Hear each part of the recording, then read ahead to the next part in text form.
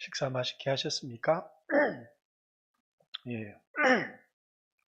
자다가 일어났더니 목이 깨끗하지 않네요.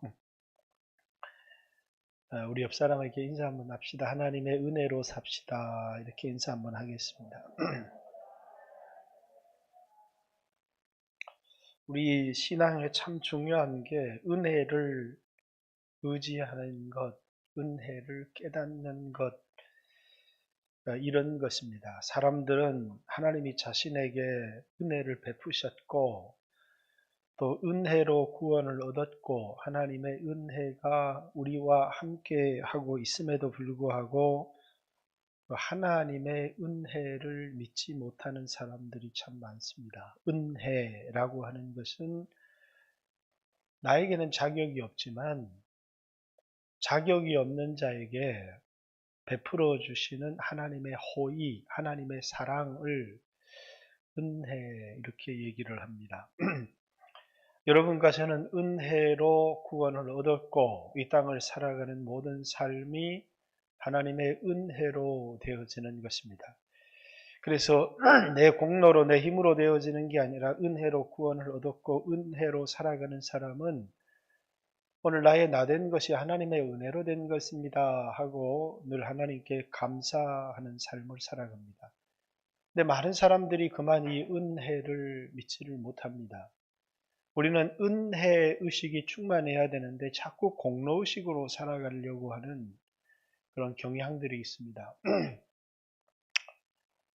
예수님께 어떤 사람이 나왔는데 내가 어떻게 해야 영생을 얻겠습니까? 마태복음 19장이죠. 예수님께서 율법에 뭐라 기록되어 있느냐? 그리고 그 청년이 어려서부터 이 모든 것을 지켰습니다. 내가 내게 부족한 것이 있는데 내 소유를 다 팔아 가난한 사람들에게 나눠주고 나는 나를 쫓으라. 이랬더니 이 청년이 깊이 고민합니다. 왜냐하면 소유가 너무 많았기 때문이겠죠. 그랬더니 예수님이 그 청년을 보시고 제자들에게 부자가 천국에 들어가기가 얼마나 어려운지 낙타가 바늘기에 들어가기보다 더 어렵다. 이렇게 얘기를 합니다. 제자들이 깜짝 놀랍니다. 그런즉 누가 천국에 들어갈 수 있겠습니까? 그러니까 사람으로는 할 수 없으되 하나님은 할 수 있느니라 이렇게 말씀하시고 그때 이제 베드로가 예수님께 우리가 모든 것을 버리고 제자의 특징입니다. 마태복음에서의 제자는 모든 것을 버리고 주님을 따르는 사람들. 그래서 무리와 제자를 구별하는 중요한 기준이 제자는 배를 버려두고 부친을 버려두고 그물을 버려두고 예수를 쫓으니라 이렇게 말씀했는데 무리들은 예수님을 따르는데 버려두는 것이 없습니다. 병을 고치기 위해서 또 자신의 문제를 해결하기 위해서 수없는 사람들이 이제 몰려드는 것이죠. 그래서 예수님께서 이제 제자의 길을 말씀하실 때마다 예수님을 따르기 위해서 집이나 전토나 형제나 자식이나 부모를 버린 자마다 이 땅에서 여러 배를 더하여 받고 고난을 겸하여 받되 죽어서 영생 얻지 못할 자가 하나도 없다. 이렇게 다 제자의 길에 관하여 하시는 말씀입니다. 그런데 이 버려두고 주님을 따르는 사람은 이거 버린 것을 공로로 생각하지 않습니다. 은혜로 생각합니다. 왜냐하면 이것에 대하여 너무나 귀한 것이 주어질 것을 알 뿐만 아니라 내가 모든 것을 은혜로 구원을 얻었기 때문에 내가 버리는 것을 은혜다 이렇게 생각하지 그걸 공로다 이렇게 생각하지 않습니다. 그런데 갑자기 베드로가 예수님께 우리가 모든 것을 버리고 주님을 따랐습니다. 이렇게 여러분 교회 생활이나 또 직분자들이나 주의 일을 하는 사람들에게 굉장히 중요한 의식입니다. 모든 것을 버리고 주님을 따랐습니다. 우리가 무엇을 얻겠습니까? 라고 이렇게 예수님께 얘기를 합니다. 그랬더니 예수님께서 나를 따르는 그 사람은 이 세상이 새롭게 되어서 이제 인자가 하늘 보좌에 오를 때 나를 따르는 그 사람도 나와 함께 이제 보좌에 앉아 이스라엘 12지파를 다스리리라. 이렇게 예수님을 따르는 사람들이 얻게 될 영광에 대하여 이야기를 합니다. 나를 따르기 위해 형제나 집이나 전토를 벌인 사람마다 이 땅에서 여러 배를 받을 뿐만 아니라 죽어서 영생을 얻게 될 것이다. 여기서 얘기가 딱 끝나면 좋은데 그러나 이렇게 말씀하십니다. 먼저 된 자로 나중되고 나중된 자로 먼저 될 자가 많다. 이렇게 예수님 말씀하십니다. 그리고 이제 이것에 대한 비유를 마태복음 20장에 얘기를 하시죠. 포도원입니다. 포도원이라는 것은 이제 이스라엘을 얘기하고 오늘날에는 교회를 지칭하는 겁니다. 교회 안에서 일을 하는 것이죠. 이제 우리 시간으로 바꾸어서 여기 3시, 6시, 9시 이렇게 되어 있는데 우리 시간으로 아침 9시 이스라엘 시간과 6시간 차이가 나니까요. 3시는 우리는 아침 9시, 6시는 우리 12시, 9시는 우리 오후 3시, 그 다음 째 11시는 우리 오후 5시를 얘기하는 그런 시간입니다. 이제 3시에 갔더니 이제 일하기를 원하는 사람들을 이제 포도원에 불러서 일을 시키고 6시, 우리 시간으로 아침 9시, 또 낮 12시, 오후 3시, 그리고 마지막은 오후 5시에 나갔더니 그때도 노는 사람이 있어서 불러다가 포도원에서 일을 시켰습니다. 그런데 이제 이 포도원 주인이 그 일에 대한 삭스를 주는데 11시 우리 시간으로 오후 5시에 나와 일한 사람에게 한 데나리온을 주는 겁니다. 이제 이스라엘에게 돈의 단위가 있는데 데나리온은 노동자의 하루 품삯을 데나리온이라고 합니다. 아침 9시부터 오후 6시까지 일하는 사람에게 한 데나리온을 주는데 오후 5시에 나온 사람에게 한 데나리온을 준 거죠. 그럼 그분이 얼마나 은혜가 넘치고 풍성한 분인가를 보여주는 것입니다.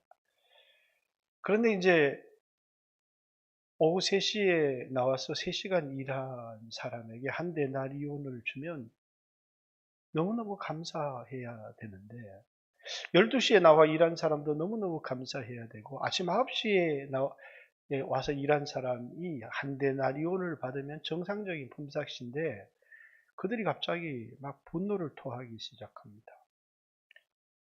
아니 어떻게 1시간 일한 사람과 하루 종일 대학 밑에서 일한 사람을 다르게 대우하셔야지 똑같이 한 데나리온을 주십니까? 이렇게 얘기를 합니다. 그들이 이렇게 얘기하는 의식 속에는 뭐가 있습니까? 하루 종일 대학 곁에서 일한 우리와 같이 대우하십니까? 라고 하는 공로의식을 얘기를 하는 겁니다. 자, 아침부터 나와서 하루 종일 대학 곁에서 일했습니다. 자, 공로의식이 아닌 공로의식은 자기의 수고에 대한 정당한 대가를 받는 게 공로의식입니다. 근데 우리는 은혜를 받았습니다. 전혀 품삯을 주지 않아도 우리는 감사해야 됩니다. 이러는데 이게 자기에게 돌아오는 품삯 자체가 공평하지 않다는 것 때문에 분통을 터뜨립니다. 주님은 이 얘기를 하시고 먼저 된 자로 나중되고 나중된 자로 먼저 될 자가 많다. 이렇게 얘기합니다. 여러분과 저희에게 하나님이 요구하시는 의식이 있는데 그게 공로의식이 아니라 은혜 받은 자로 살아라는 겁니다. 여러분이 수고하고 일한 것에 대한 대가를 받기 위해서 살아가라는 게 아니고 내가 주님께 받은 은혜를 기억하고 교회 안에서 일을 해야 되지. 그래서 어떤 인정과 어떤 대가가 주어지지 않아도 하나님 너무 감사합니다. 내가 받은 은혜가 너무 크기 때문에. 그런데 이 은혜는 사라지고 공로의식을 가진 사람들이 너무너무 많아지는 겁니다. 그래서 주님은 비록 늦게 오후 5시에 와서 1시간 일했지만 은혜로 일한 사람은 먼저 되기도 하고 아침 9시부터 와서 하루 종일 일했지만 자기 공로 의식을 가지고 일한 사람은 나중될 거다. 이렇게 예수님이 말씀하시는 겁니다. 왜 이 이야기를 꺼내느냐면 많은 사람들이 하나님과 우리의 관계를 마치 사장과 직원과의 관계처럼 생각하는 사람들이 참 많이 있습니다. 사장과 직원, 이건 이제 종이죠. 성경으로 말하면 종입니다. 이제 종은 버림받을 수도 있고 쫓겨날 수도 있고 종에게는 은혜가 베풀어지는 게 아니라 수고한 것에 대한 대가를 지불할 뿐이죠. 근데 이제 아들은 다릅니다. 아들은 은혜가 베풀어지는 겁니다. 여러분과 제가 구원도 은혜로 얻었지만 하늘에서 우리가 영원히 얻게 될 기업, 그래서 우리를 기업 이을 자, 우리를 후사 이렇게 얘기를 합니다. 근데 이 하나님의 나라의 후사인 우리가 너무너무 풍성한 그런 기업을 물려받게 될 것인데 그것이 우리가 이 땅에서 공로의식을 가지고 일한 대가가 아닌 내가 받은 은혜가 너무나 커서 왜? 그것이 내 수고로 받아지는 것이 아니라 하나님이 우리에게 거저 주시는 것이기 때문에 그래서 여러분과 제가 은혜가 충만하기를 원하는 겁니다. 그런데 이제 우리가 어떤 일을 하든지 간에 은혜를 생각하는 게 아니라 공로가 있어야 하나님이 나를 돕겠다라고 하는 종의 의식이 있는 사람들이 있습니다. 그래서 옛날에 가정에 문제가 사업에 문제가 생겨요. 그럼 제일 먼저 하는 게 그냥 기도하면 되는데 작정 기도를 합니다. 40일 작정 금식 기도 이렇게 하죠. 근데 그것이 하나님의 은혜가 너무 감사해서 이렇게 하면 이 작정 기도를 해도 하나님이 나를 돕지만 이 기도를 못해도 하나님 날 도울 거다. 왜? 하나님이 내 공로를 보고 나를 도우시는 분이 아니고 하나님 나를 사랑하시기 때문에 하나님이 나를 도우실 거다. 이렇게 생각해서 자기가 어떤 공로를 쌓으려는 게 아니라 금식 기도를 할 수도 있고 또 작정해서 새벽 기도도 할 수 있고 그것은 하나님을 더 알고 하나님을 가까이 하지 못했던 삶에 대해서 하나님을 더 가까이 해야 되겠다. 그래서 하나님이 내게 베풀어 주신 그 은혜에 대해서 감사해야 되겠다. 그래서 하면 좋은데 내가 금식을 안 하면 하나님 날 도울 것 같지를 않은 거예요. 그래서 그 금식이 뭐냐면 하나님이 나를 돕도록 하는 공로가 되어지는 겁니다. 자, 사울이 전쟁이 터졌는데 이상한 행동을 합니다. 그 이상한 행동이 뭐냐면 이 사울의 아들 요나단은 저들은 할례가 없는 백성이고 우리는 할례 받은 자들인데 우리는 선택을 받은 사람들인데 하나님의 은혜가 있는 사람들인데 하나님이 우리 편인데 전쟁의 승패는 군사의 많고 적음에 달린 게 아니라 하나님이 누구 편이냐에 달렸다. 우리는 군사도 적고 부족하지만 우리는 하나님이 선택한 하나님의 할례 받은 백성이다. 그것 때문에 그런 담대함을 가져요. 그리고 무엇보다도 하나님이 그의 마음속에 감동을 주셨는데 그 감동이 뭐냐면 넌 내 아들이다 라는 감동입니다. 너는 선택을 받은 백성이야. 그런데 이 전쟁의 승패가 군사의 많고 적음에 달렸겠느냐. 하나님의 은혜는 보이지 않는 어마어마한 하나님의 힘입니다. 자, 여러분 인생을 살아갈 때 우리가 담대하고 용기를 가질 수 있는 그 이유가 뭐냐면 보이지 않아요, 은혜라는 건. 그런데 하나님이 나와 함께 계신다. 하나님이 내게 놀라운 계획과 뜻을 갖고 계시고 하나님은 그것을 이루기 위해 언제든지 일하실 것이다 라는 기대, 미래의 세상 사람들과 경쟁하려고 이렇게 보니까 실력이나 모든 것에서 우리는 부족하지만 우리는 자녀들에 대한 기대들을 좀 가집니다. 왜? 하나님이 우리와 함께 하실 거니까. 물론 그 속에 하나님의 뜻들이 작동하지만 이런 기대와 소망을 가지고 우리는 살아갑니다. 그런데 사울의 마음속에는 이 내가 금식하지 않으면 하나님이 돕지 않을 거라고 하는 그 종의 의식이 사울에게 있는 겁니다. 뿐만 아니라 사울은 언제든지 하나님의 뜻에 순종하겠다는 생각을 갖고 있는 게 아니고 자기 계획을 갖고 있는 사람입니다. 여러분들이 이번 사업을 이렇게 할 거야 라고 여러분들이 정해 놓았습니다. 사업을 이렇게 할 거야, 자식을 이렇게 할 거야. 여러분들이 가진 계획과 뜻이 있는데 그 계획대로 하면 됩니까? 하나님께 물어야 됩니까? 사울이 제사장이 있어서 이 전쟁을 어떻게 해야 되는지 물으려고 하니까 갑자기 블레셋 진영에서 혼란이 일어난 겁니다. 딱 보니까 이게 자기들끼리 치고받고 싸우기 시작하는데 갑자기 제사장에게 묻는 것을 그만두라고 합니다. 그러니까 백성들에게 좋은 공격을 명령합니다.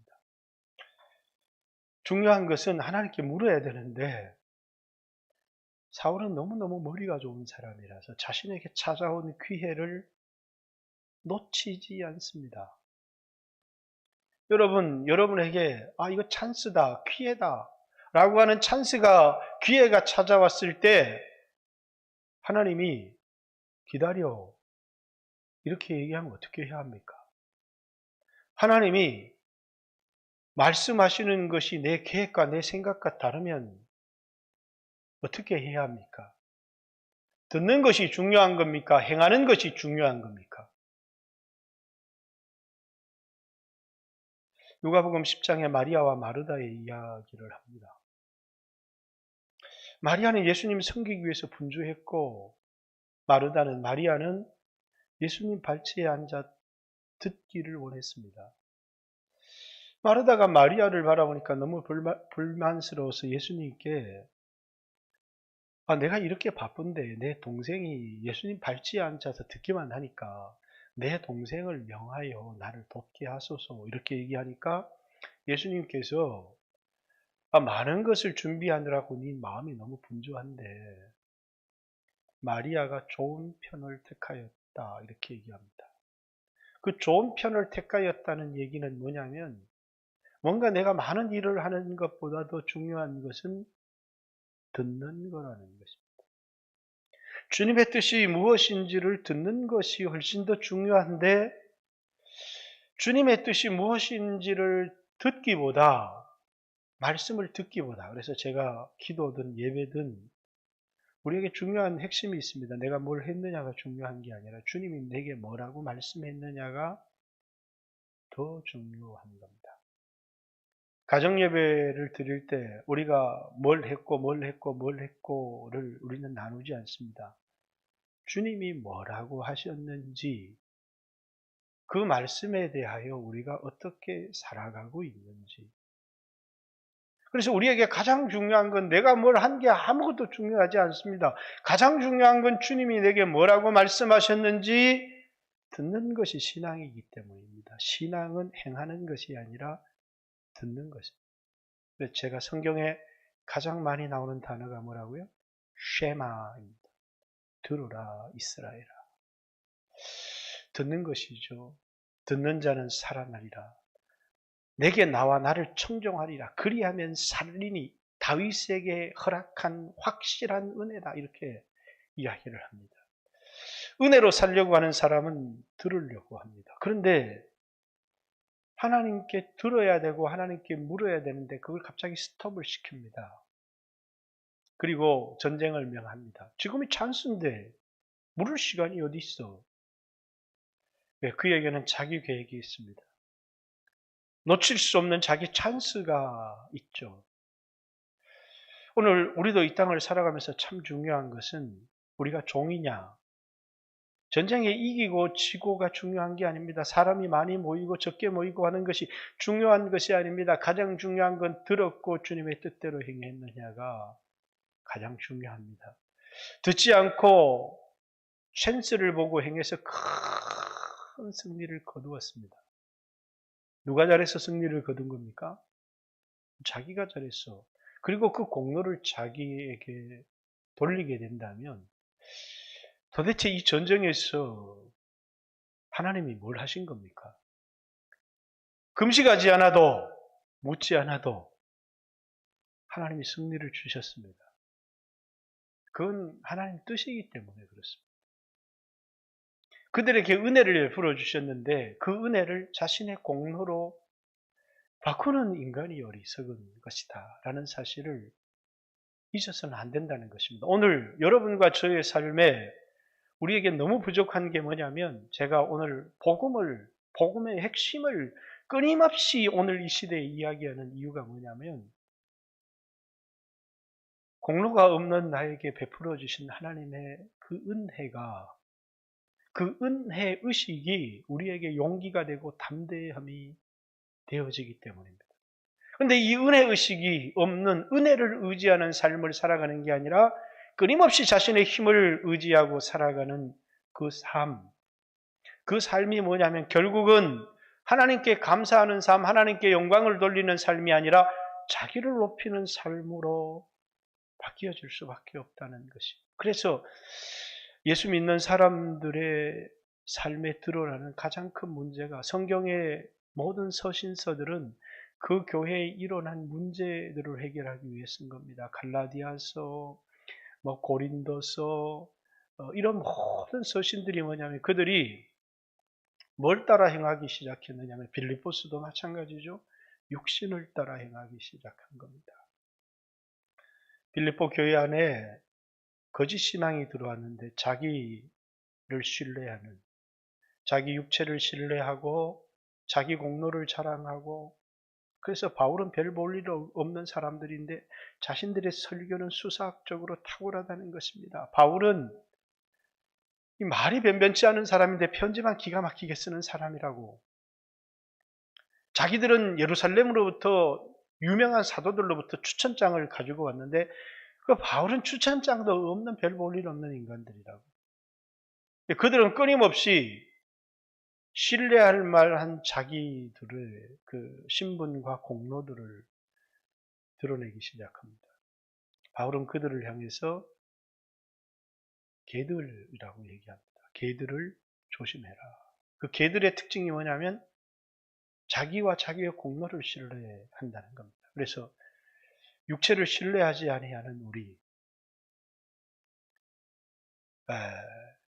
예수로 자랑하는, 자기를 높이거나 자기를 자랑하지 않는, 그리고 성령으로 봉사하는. 자, 오늘 사울의 왕의 모습인데 잘 보세요. 그는 하나님의 은혜를 의지하지 않고 자신의 공로를 의지합니다. 그 결과 이긴 승리의 모든 영광을 자신의 그 왕의 지위를 견고하게 하기 위해서 하나님이 은혜로 내 자신을 작게 여길 그때에 하나님이 나를 은혜로 왕의 자리에 세웠다는 사실을 망각해버리는 겁니다. 아, 나같이 작고 나같이 이런 자격 없는 자에게 내가 스스로 작게 여길 그때에 하나님이 나를 이스라엘의 목자로 세웠다는 사실을 망각해버리면서 뭐라고 얘기하느냐면 너 자격 없어 나가! 백성들이 이런 말을 할까봐 늘 자신이 자격을 갖춘 왕인 것처럼. 그래서 사무엘에게도 나를 지지해달라. 하나님은 버렸는데 왜 이런 현상들이 일어나느냐면 오늘 여러분과 저에게서 복음의 기초가 튼튼하지 않기 때문에 은혜를 의지하지 않고 자기 육체를 신뢰하기 때문이죠.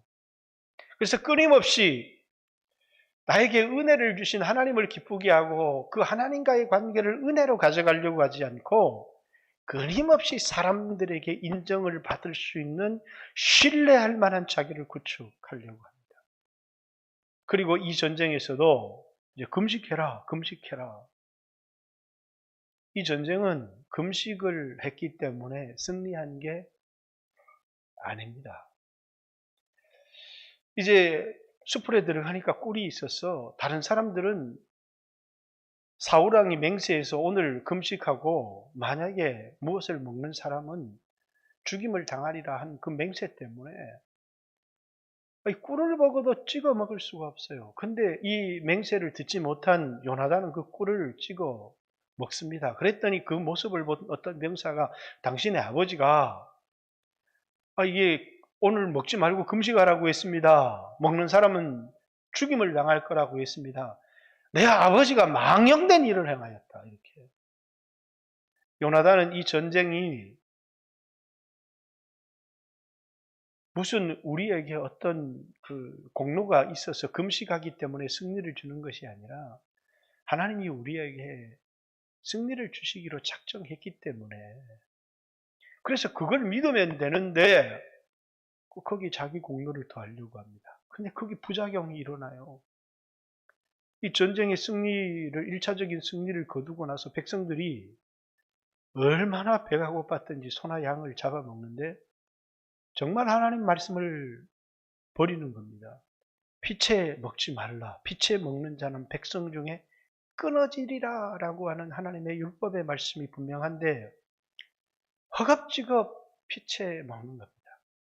그래서 사울이 큰 바위는 왜 그 큰 바위를 준비하는 거냐면 짐승을 잡아서 이스라엘 백성들은 고기 위에 큰 바위를 올려놓습니다.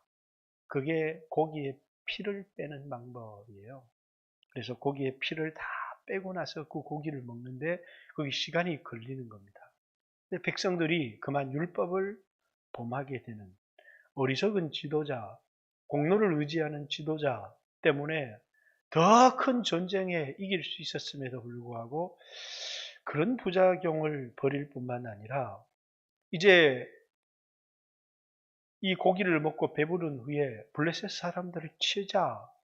그때서야 이제 하나님께 물어보자 해서 하나님께 묻습니다. 근데 물으면 하나님이 하라, 하나님이 말라 이렇게 대답을 해야 되는데 하나님이 침묵하십니다. 그 하나님의 침묵 속에 우리 중에 범죄자가 있다는 거예요. 누가 범죄했느냐 이렇게 제비를 뽑았는데 요나단이 당첨이 됐습니다. 그 요나단의 죄가 뭐냐? 정말 그게 죽을 죄냐? 요나단이 잘못한 거냐? 사울이 잘못한 거냐? 그런데 이제 사울의 맹세 때문에 그 아들이 죽게 되었습니다. 이미 사울은 내 아들 요나단이라도 죽임을 당하리라 해서 그 아들 요나단을 죽이려고 하는데 백성들이 다 들고 일어납니다. 왕의 명령을 거절을 하는 겁니다. 오늘 하나님과 함께 동사한, 하나님과 함께 일한 요나단을 이 전쟁의 승리를 거두게 한 요나단인데 그 법으로 요나단을 죽일 수 없다 이렇게 얘기합니다. 이 속에 중요한 게 들어있어요. 법보다 더 큰 게 있다는 거예요. 그게 은혜입니다. 여러분, 은혜는 법을 초월합니다. 그래서 사울이 죽이려고 하는 아들 요나단을 백성들이 살려내는 것입니다. 물론 그 이후로도 사울은 이웃나라와의 전쟁, 암몬, 모압, 뒤에 보면 블레셋과의 전쟁에서도 다 승리를 거두고 그의 왕권이 견고하여졌다. 이렇게 이야기를 합니다. 그가 그렇게 되어진 것은 하나님이 그를 세우셨고 그에게 베풀어 주신 은혜입니다. 근데 많은 사람들은 그 은혜를 깨닫지를 못합니다. 하나님이 나를 이 작고 부족한 나를 왕으로 세워주신 것은 내게 공로가 있기 때문이 아니라 하나님의 은혜 때문이라는 거예요. 근데 끊임없이 자격지심에 시달리는 거예요.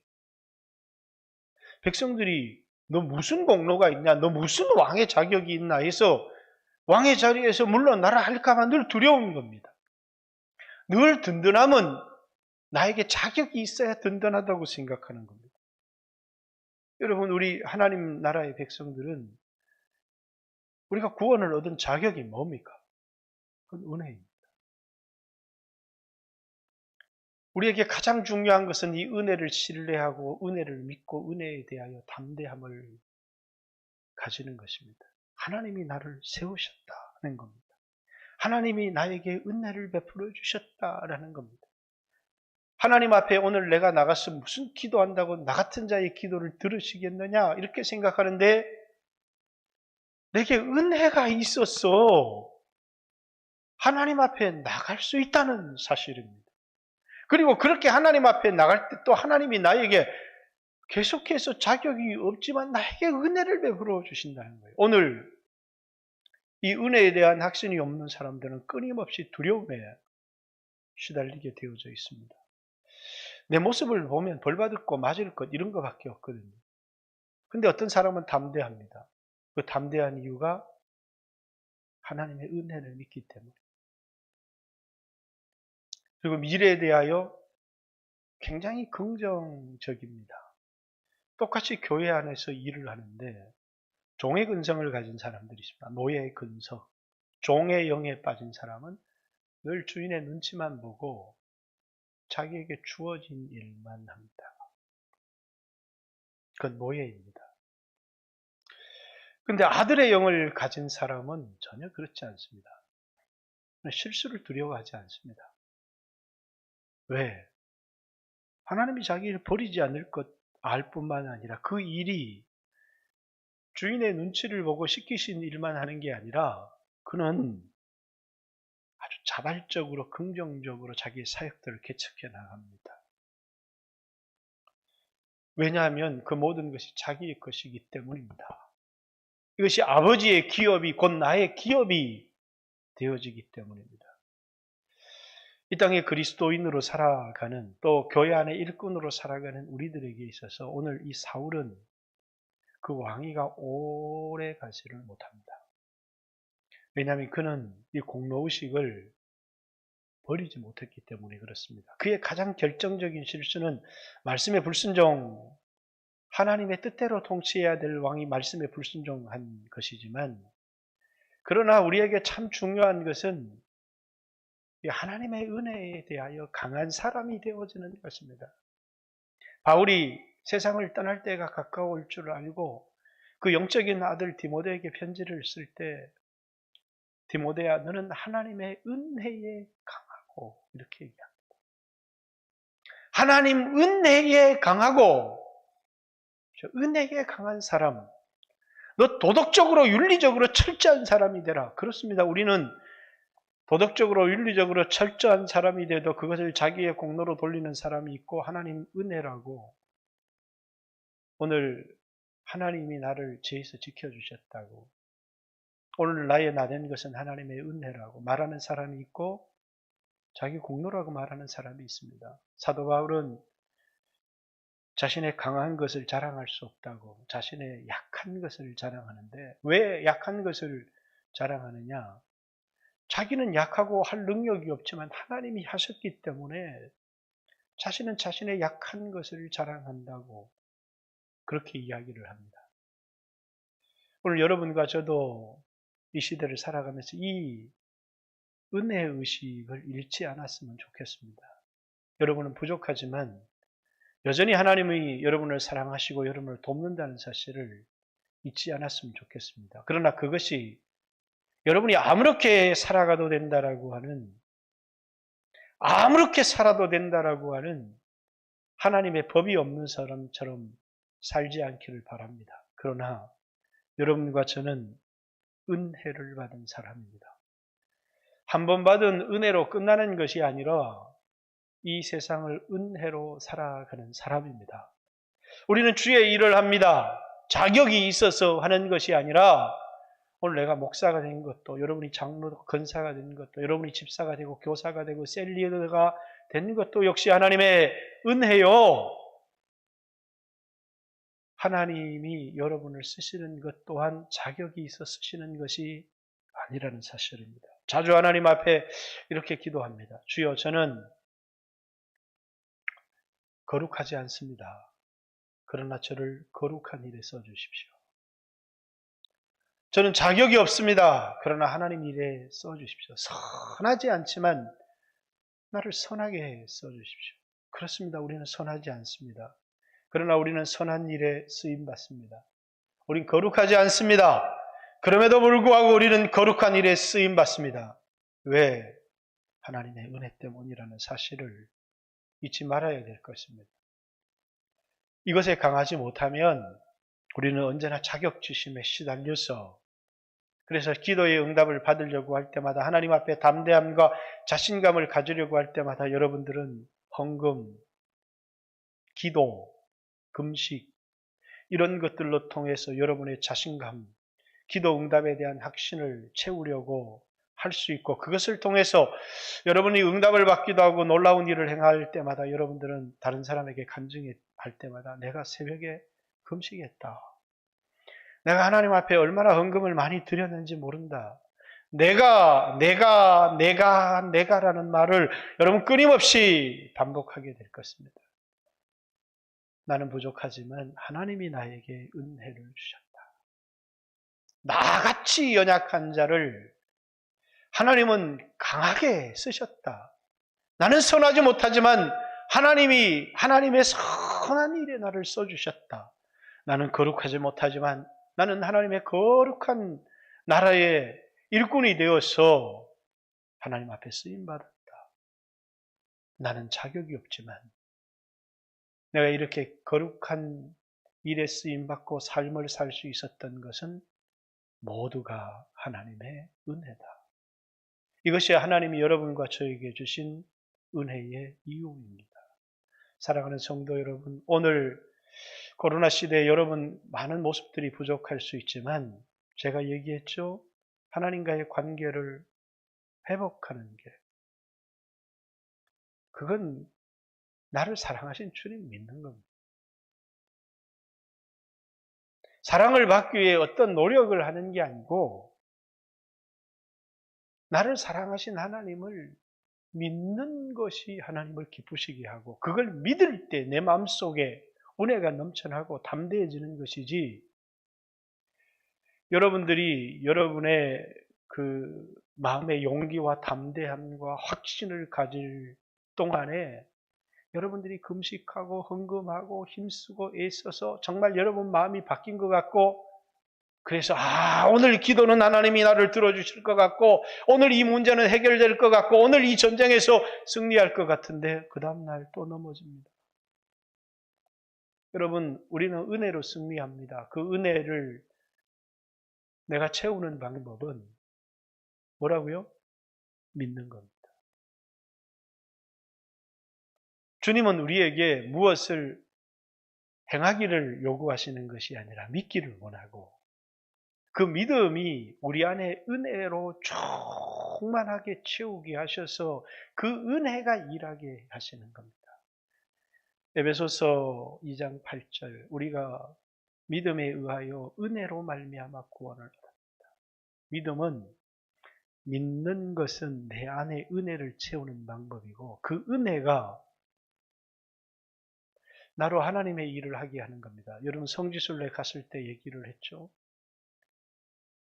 로마는 이게 수로가 이 물을 공급하는 잔치가 이제 우리 마산에도 봉암 저수지에 가면 높은 곳에 저수지를 만들고 그 물이 수압에 의해서 마산이라고 하는 도시에 공급될 수 있도록 이렇게 하는 것처럼 로마는 높은 곳에 저수지를 만들어서 그 물 수압으로 로마 시내나 이제 로마의 여러 그 지경지들마다 그 물이 이렇게 공급되게 하셨는데 그 수로를 믿음이라고 합니다.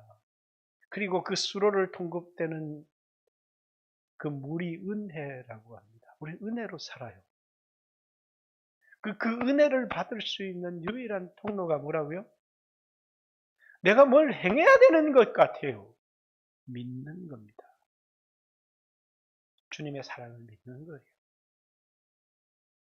그래서 기도도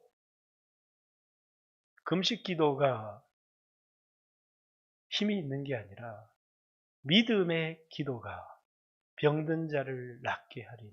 이렇게 얘기를 한 거예요. 믿음의 기도가 능력이 있는 거예요. 믿음의 기도가 병든 자를 일으키는 거예요. 엘리야는 성정이 우리와 같은 사람이로되 그가 믿음으로 기도하니까. 성정이 우리와 같다는 것은 우리가 한 짓 그도 했다는 거예요. 근데 왜 그의 기도에는 능력이 있었느냐 하면 믿음의 기도였기 때문에 능력이 있었다는 거예요. 사랑하는 성도 여러분, 오늘 이 시대도 여러분 안에 여러분에게 한량없는 은혜를 주시는 그 주님을 믿어서 여러분의 힘으로, 그러니까 끊임없이 기도하려고 하니까 기도할 힘이 없어요. 은혜를 받아야 되는데 먼저 하나님과의 관계를, 여러분이 윤리적으로 도덕적으로 거룩하게 되면 회개하면 하나님과의 관계가 회복될 거라고 생각하지 마십시오. 부족한 가운데 있지만 은혜를 받으세요. 그것이 여러분을 하나님 앞에 나가게 하고 또 여러분이 싸워야 될 수 없는 영적 전쟁에서 여러분들을 담대하게 하고 여러분에게 승리할 힘을 주고 그 결과로 하나님께 영광을 돌리게 만들 것이라는 사실. 같이 한번 주여 하신 후에, 주여 오늘 코로나 시대를 살아가고 있지만 우리 안에 하나님 은혜가 넘치게 하소서. 그리고 이 은혜를 넘치게 하는 삶의 비결은 믿음으로 살아가게 하소서.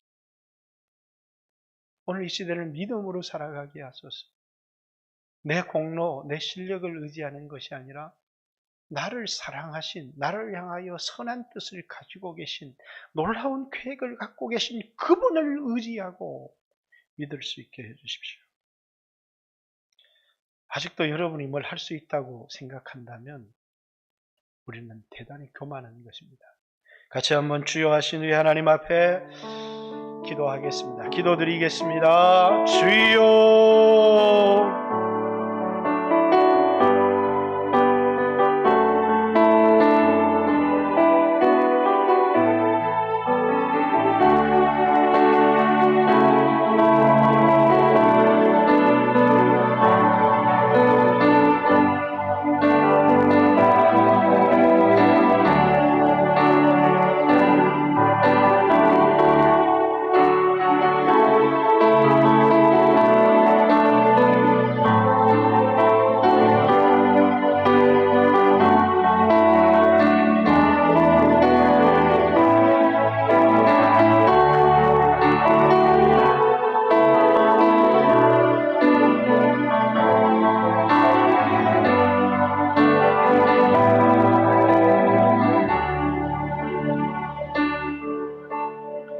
예수님 이름으로 기도 올리옵나이다. 찬양 하나 하고 오후 예배 마치겠습니다.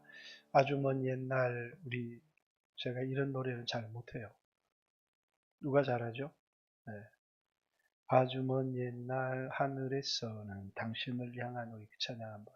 우리 종덕이 역시 자문하는 사람이 별로 잘하는 것 같지는 않은데 은혜는 넘쳐요. 항상 여기 앞에 나와 찬양을 하면 잘하지는 못하는데 은혜가 됩니다.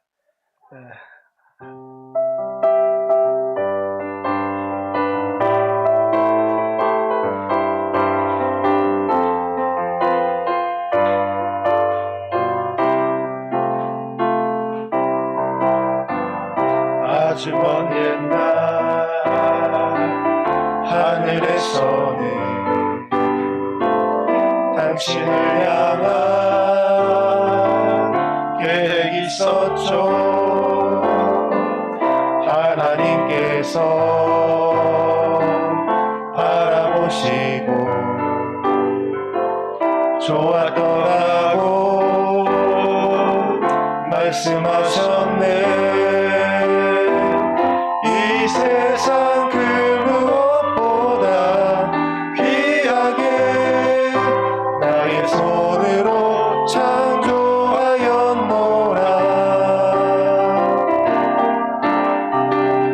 내가 너로 인하여 기뻐하노라. 내가 너를 사랑하노라.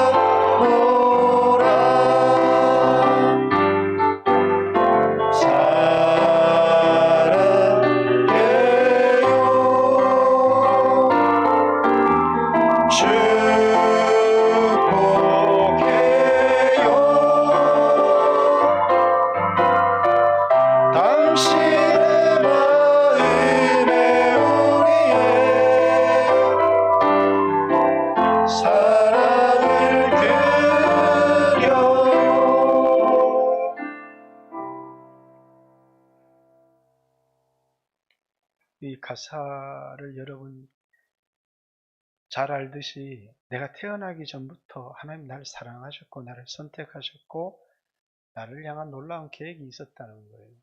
그러니까 사람들은 그냥 부르지만 이 가사 하나하나가 깊은 성경적 의미들을 담고 있죠. 옛날 찬양 98장이에요. 주 예수 내가 알기 전 날 먼저 사랑했네. 그 크신 사랑 나타나 내 영혼 거듭났네. 오늘 오전 그 설교와도 의미가 같은 거죠. 내가 예수님 알기 전에 그분이 나를 사랑하셨고 그 사랑이 나에게 나타나서 내가 거듭나고 내가 예수 믿게 되었다라고 하는 그런 고백이죠. 하나님이 영원 전부터 여러분을 알고 계셨고 사랑하셨고 여러분을 향한 놀라운 계획을 갖고 계시고 오늘도 여전히 그 사랑이 여러분의 삶에 작동하고 있다는 사실을 여러분이 믿었으면 좋겠습니다. 그리고 여러분에게 주신 그 은혜와 사랑이 세상 사람들이 가진 물질, 부귀, 지위, 영화 비교할 수 없는 크고 귀한 거라는 사실도 여러분들이 알았으면 좋겠습니다. 썩을 것을 주신 것이 아니라 우리에게 영원한 것을 주셨다는 사실을 잊지 않고 이번 명절도 여러분이 믿음으로 승리하며 살아가기를 주님의 이름으로 축복합니다. 하나님